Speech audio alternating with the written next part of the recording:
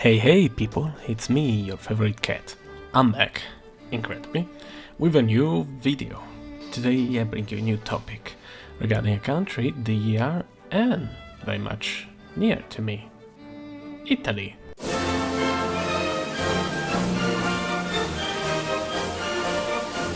Buonasera!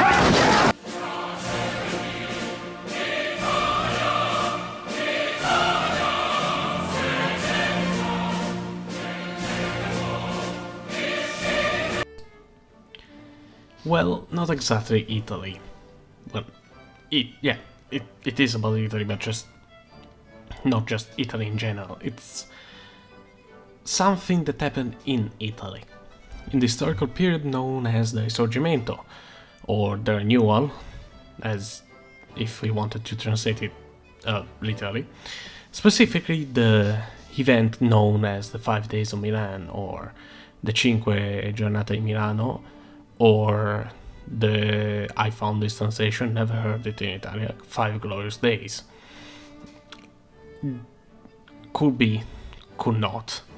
The insurgency happened in Milan in 1848 against the Austrian-led Regno Lombardo-Veneto, translated literally the Kingdom of Lombardy-Venetia. How did this event change Europe? Did it affect the rest of the Risorgimento? Now, come on, let's go learn something together.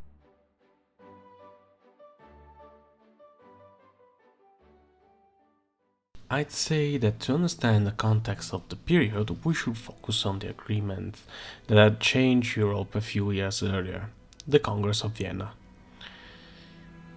And before that, the Napoleonic Wars. Northern Italy had lived a brief period of existence as a unified state from 1797 to 1799 and from 1802 to 1814. Initially with the Jacobin Republic and then the French-backed Italian Kingdom. The Cisalpine and Subalpine Republic, which started in 1797 with various Jacobin revolutions, sparking all over the peninsula with the aid of the revolutionary France, ended with the brutal repression enforced by Austrian and Russian troops in 1799, enforced by General Suvorov. Austria especially took the opportunity supported by Russia, recognizing Italy as Austrian sphere of influence. As stated by Filippo Ambrosini in L'Albero della Libertà, now his military occupation in the peninsula extended far beyond the territory's control at the moment of Bonaparte's arrival 3 years before. The Habsburg had in fact recovered the previous lands of Milan and Mantua and the Grand Duchy of Tuscany. Furthermore, at the treaties of Campo Formio they had incorporated Venice, Veneto, Istria and Venezia Giulia. They wanted to maintain holdings over the Duchy of Modena, where the Duke was already compensated with the Brisgovia, the Papal Emilian Legation, the Anconetanas Mark, and the other papal territories taken from the French. In regards of the territories of the King of Naples, Ferdinando I Borbone, and his wife Carolina, who was the aunt of the Emperor of Austria, they were both focused on exterminating the patriots. They were already enfeoffed at the government of Vienna. The population of Italy suffered the Austro-Russian occupation under Suvorov's brief reign so far to forget the crimes committed by the French, as stated by Ambrosini. The Austrians also inaugurated in those years the technique of deportation, which they then developed in a refined and crude manner in the year of the Risorgimento. The employees that served the Cisalpine Republic were shaved, tied in pairs, dressed as prisoners, and then brought to the Po to be embarked and deported in the mines. The prisons of Bocca di Cataro in Veneto, those of Sebenico and in the rest of Dalmatia were soon filled with Lombard persecuted. Hundreds were led to the fortress of Hungary and Moravia.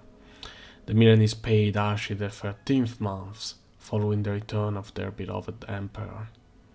But the horror of the people of Lombardy and of Piedmont was especially the one brought by the Russians, who stole, beat to death citizens, to force to give them their money and everything of value they still had, and especially raped women without mercy. The arrogance, the plundering, and the oppression of the French was soon forgotten. On the 15th of May 1800, however, the French returned, welcomed by the population tired by the Russian and Austrian occupation. The Cisalpine Republic was reinstated and in 1802 was reformed with Napoleon as president and turned into the Italian Republic. In 1805 the Republic ended, declaring the Kingdom of Italy with Napoleon, who just proclaimed himself emperor on the 2nd of December 1804, as its king. On the 11th of April 1814, Napoleon abdicated to the throne of Italy as well as the French one, leading to the collapse of the kingdom. From the 1st of November 1814 to the 9th of June 1815, in Vienna, the sort of Europe was being decided. The Congress of Vienna had been led by those powers who had defeated Napoleon and wanted to restore the order that Europe had before the French Revolution. Austria, Prussia and Russia created the Holy Alliance, inviting Great Britain, which declined due to the little interest that the power showed in continental Europe. The Congress, in fact, was slowed down by the difference in ideas that the power had on the matter on how to reshape Europe, especially in regard of which power should act, and thus posing one of the first cases considering the lawfulness of military intervention. Andrea Carati says about this, on one side there was the will to indulge on the ideological aspect of the restoration, strongly sustained by Tsar Alexander I, thus to maintain the order of legitimacy with every mean on the Russian side. The military intervention was considered as a lawful tool, thus could be used at every occasion, provided that it was justified by the conservation of the lawful order. This position was accompanied by the idea of a European government, formed by the great powers united by the Holy Alliance, founded ideologically on the common membership to the Christian world. On the other side, there's the English position, pragmatic and reluctant due to its politics of security, against the abstract principles which would have preferred to return to a defined position and interested in maintaining its sea supremacy through the conservation of the continental balance, away from any declaration of principles, and interested to avoid the formation of any form of hegemony of the continent. Thus, pushed by the principles, the Congress leaned into creating a stable order in Europe that would not allow for revolutions, as wanted by Russians, as well as not giving any one power hegemony over the others. Austria used the Congress as a way to return to dominate the Italian peninsula, gaining back the territories of Lombardy and creating puppet states in the rest of the peninsula. Gaining Milan and restoring control over Veneto, the Kingdom of Lombardy-Venetia was formed as a vassal state of Austria in 1815. Karl Schönau's Rights of the Kingdom. At the head of the Kingdom of Lombardo-Veneto was a viceroy with limited authority and without influence on justice and war. That kingdom had a national and administrative independence compatible with the one of a centralized monarchy. The emperor posing in the Duomo of Milan, the street crown of Lombardy, came in a way to recognize the independence of that kingdom. In that solemn act, it found a national lawful right, a right that Austria did not violate. The kingdom was divided in two governments with residences in Milan and in Venice. These governments were divided in provinces and delegation, and these were also divided in districts.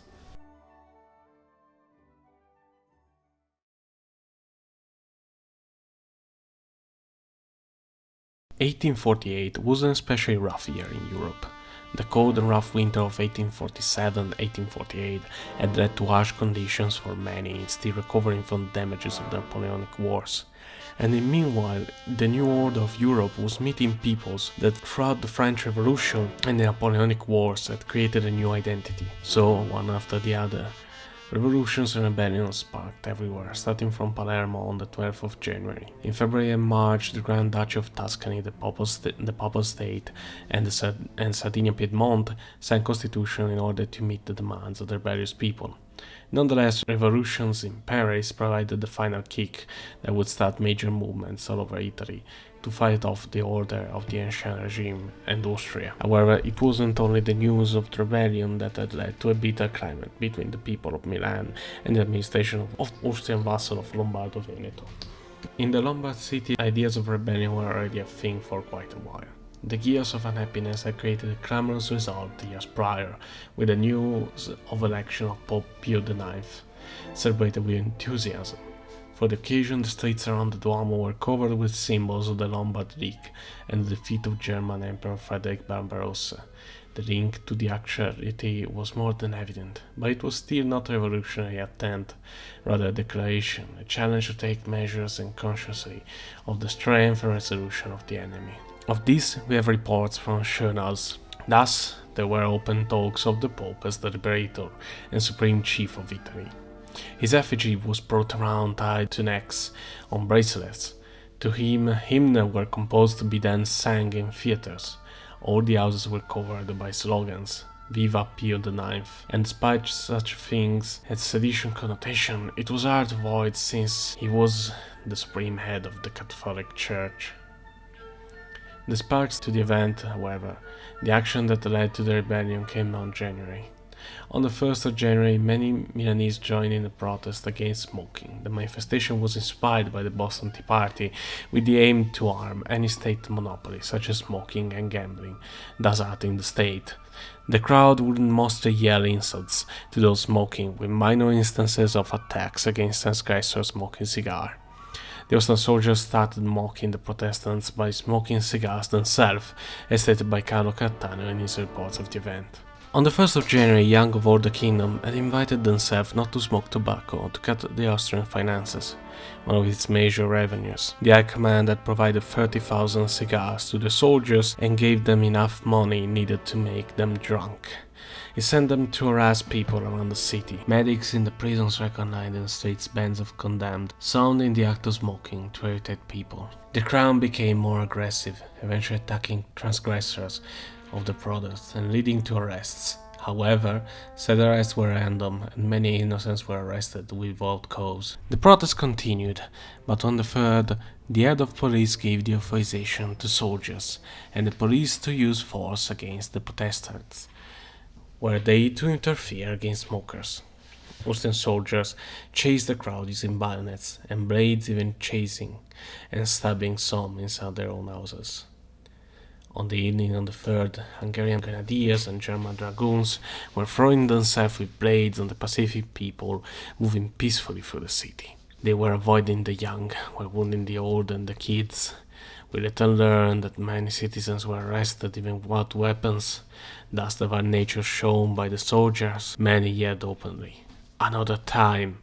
We will be armed too, and we will see." On the other side, Austrian reports say that what happened was in self-defense, and that yes, the Austrian soldiers provoked the crowd, but they were not the ones who started the violence as stated by journals. It wasn't long before, from the insults, they moved to the actions. Soldiers were assaulted, and rock, potted plants and other things were thrown at them. Soldiers on their side did use weapons. It was a real riot. The street, the road in particular, filled with people. Daggers and knives came out and there were wounded. We thought a real revolution was about to start. 64 casualties, of which 5 dead, were the results of the Lutti of Lombardia, Morning of Lombardy. The event became object of propaganda between the patriots, feeding into the anti-Austrian sentiment. Thus, many Republicans and liberal publications started using slogans proclaiming the King Charles Albert of Savoy and Pio IX as the true leaders against the Emperor of Austria. Between the 3rd of January and the 17th of March starts a real war of publications between pro-Austrian and anti-Austrian newspapers. The journalistic scene became tumultuous due to the importance of the events, for the growing political and patriotic passions, and for the better condition in which the editorial activities operates, both improvised and organized. Following the events of the 3rd of January, the Austrian government offered more power to the Lombardo-Veneto government, in order to contain better the spreading of anti-Austrian propaganda, passing it as a limited self-government. The 13th of March, revolution in Vienna forced Metternich, the current chancellor of the Austrian Empire, to escape. The news of the revolution in Vienna reached Milan 4 days later, on the 17th. Various parties of the patriotic groups, who were searching for an opportunity to strike, realized that it was now the time.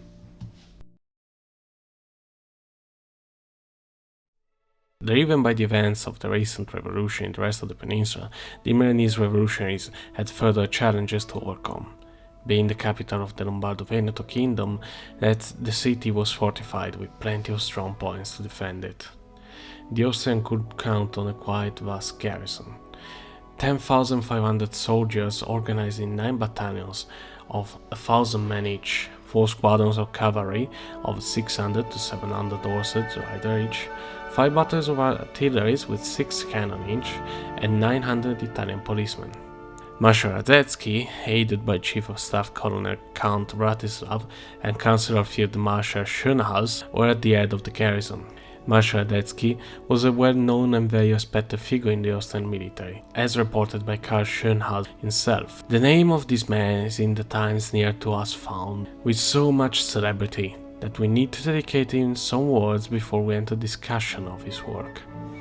Already in the last wars against the Turks, we found the name Radetzky, distinguished always every time combat was needed, or there was the need to face danger. In the wars of liberation, that head of the high command of the great Allied armies, he gave the cause of Europe such service, that I cannot value him if not as someone that understands the hardship in which his position was back then. The Austrian forces hoped for the various parties to be so politically distant to not be able to gather enough people for the revolt, but the need to free themselves led all the parties to agree on taking action together. On the 18th, the leader of the rebellion agreed on starting demonstration in the city. One important figure and leader of the Republicans was Carlo Cattaneo. He aimed at achieving further independence to the Lombardo-Veneto kingdom, rather than a union with Piedmont, and thought that Austria should have become a federation of states rather than leave the peninsula.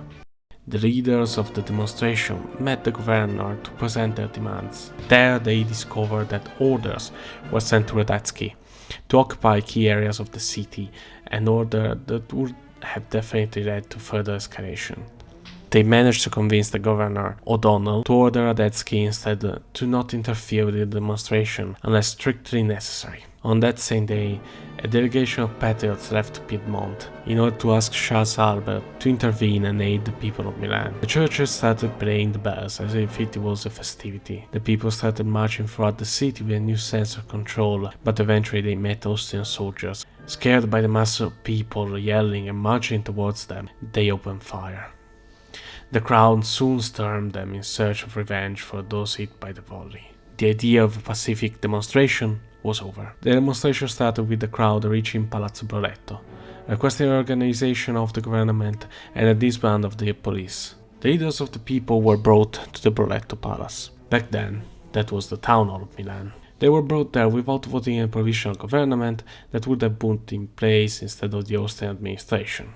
O'Donnell was captured and pressured to accept the demand of the crowds. Immediately, the insurgents moved away from the areas occupied by the Austrians, as well as Palazzo Broletto, and occupied Casa Via Diserti, choosing it as their headquarters, a move that revealed to be providential. There, the new city government hid for 4 days while holding O'Donnell as a hostage, declaring a new government only on the 22nd. In preparation to Austrian retaliation, the insurgents prepared barricades all over the city. It is reported that there were already 700 on the 19th and estimated around 1,650 or 1,700 by the end of the 5 days. Radetzky was not ready to react. He already had took over the major strong points of the city, as well as requesting reinforcements from Verona. He started then further fortify his own holdings. A few Austrian units isolated and far apart from each other were overrun around the city, but the insurgents knew they did not have the upper hand. They had no training and had no firearms. Despite the situation, the rebels could count on each other. all classes and ideologies stuck together against a common enemy. The chemists started preparing gunpowder while other artisans started creating weapons. A delegation sent by Radetzky met the rebels, requesting their surrender and threatening a bombardment of the city. The rebels refused. While meeting the rebels, Radetzky ordered the storming of Palazzo Broletto, believing that the palace was the headquarters of the rebellion. 1,000 Croats and Bohemians moved to attack the palace. There, 300 Italians volunteers with only 60 firearms, led by old Napoleonic veteran General Lecchi, met the Austrian offense and stood their ground, refusing to give up the palace. The Austrians managed to achieve victory only when they tore down the gates of the palace with cannons and fought a grueling and prolonged room-by-room battle. Meanwhile, in the rest of the city, the fighting was hard. The Austrians advanced, but they were slowed down by the hundreds of barricades, and every time they reached one, the defenders had vanished behind the next barricade. In order to achieve some success on getting rid of the crowd, Austrian Jägers took position above the roof of the Duomo Cathedral, shooting rebels at windows as well as on the street. However, by the end of the day, news of rebellions in Como, Padua and Venice arrived, as well as troop movements on the border with Piedmont. On this day, the head of the revolt and part of their town council, Carlo Cattaneo, officially took the side of the rebellion, recognizing that things had went too far to ever come back, and that help from Piedmont was the only way to win. After 2 days of fighting, on the 12th, Radetzky ordered withdrawal of Austrian troops, taking position at the entrances of the city, preventing anything to come in or out. The change in tactic was decided in order to starve the city into submission, but also to avoid the inevitable encirclement that the rebels were achieving, cutting the Austrians from their supply lines. The rebels still did not create a provisional government. However, Cattaneo, in order to meet the demands of the people, created a council of war that would take care of the decision of liberate Milan and appointed himself in it. On the 21st, the rebels were determined to break the blockade and took back control over the gates of the city. Radetzky's armies didn't have the strength anymore to dominate the city. The only thing left to do was for us to evict them. At that point, we only needed to cut on the line of the bastion, since the corps that have accompanied at every gate would have remained immediately without provisions. The rebels took over the buildings of the Comando del Genio as well as the San Francisco's barracks. On the 22nd, Radetzky proposed a truce, but Cattaneo and the Council of War refused once again. The delegation sent in Piedmont returned, declaring that King Charles Albert agreed to help and intervene against Austria. With the news of Parma and Modena also revolting, as well as fighting exploding in Crema and Piacenza, Radetzky started preparing the retreat from the city while the rebels were assaulting Porta Tosa. In the afternoon, Radetzky ordered the retreat from the city. His troops, tired from days of fighting, with no pauses under the constant rain, couldn't resist anymore, aiming at regrouping and reorganizing with all other Austrian troops. At the end of the day, the provisional government of Milan was elected.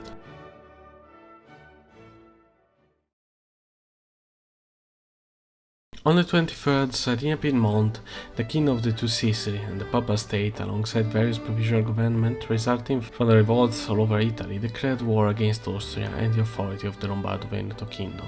The war would not be successful, but it was the spark that started the series of successful conflicts that led to the unification of the peninsula. The conflict proved that the order-decided conquerors of Vienna did not keep count of the national identities that had arose during those years, and to worsen the already growing national identity was the treatment of the people under occupation, constantly hunted and persecuted, posed under a regime in which free thought was received as dangerous, especially when criticizing either the Austrian Empire or the vassal Kingdom of Lombardo-Veneto.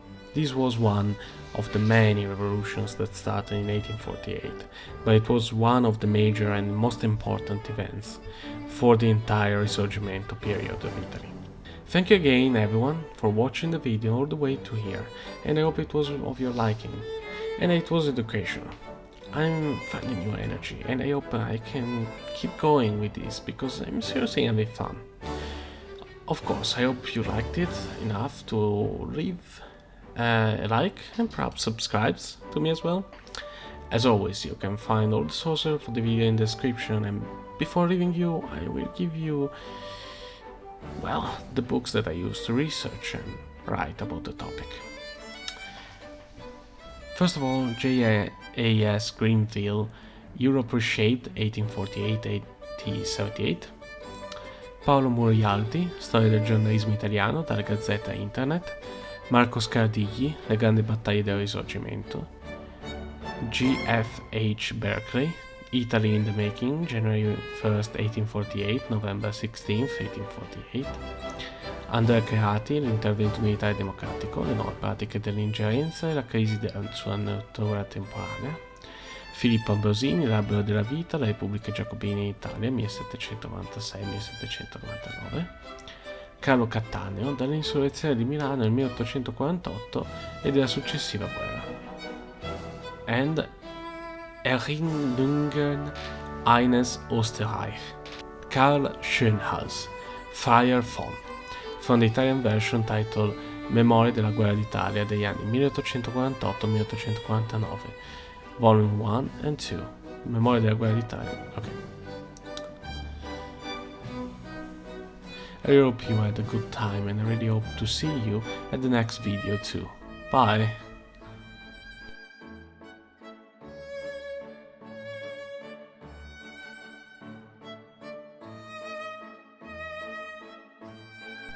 On the 1st of January, young of all the kingdom had invited themselves not to smoke tobacco.